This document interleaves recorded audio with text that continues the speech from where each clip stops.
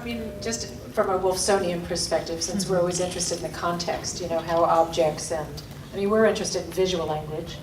I mean, I think there's a mutual interest in language altogether and also visual language, but interested in the context and what are the meaning of these objects and what do you think these artists had to say?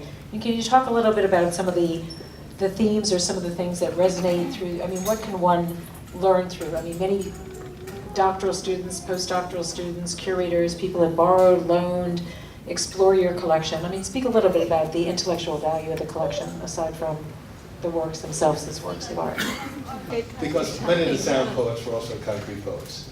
And we can go all the way back in the history of sound poetry to Dada and Futurism and performing at that particular time.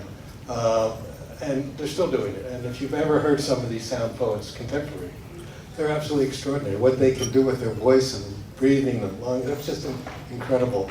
They also had a copy of Hemingway's Farewell to Arms, dedicated to James Joyce, with the censored words there.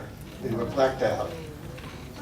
And then Hemingway wrote on top what the censored word was. It was a 4-letter word, and what the word was shit. That wasn't, that's all it was, but that was censored at that time. Obscenity, pornography, and erotica in contemporary concrete and visual poetry. He said, go for it. I'm retiring in 3 months. I don't give a damn. And what I've concluded is the following, that in the book field alone, it goes up steadily. It's not like the art field. The art field goes like this. The book field goes up slowly but steadily. And if I would just give you a rule of thumb that I do, because I appraise my own collection for insurance purposes, and they accept it because I'm probably the only one that can appraise the entire collection. People can appraise parts of it, nobody can appraise except me.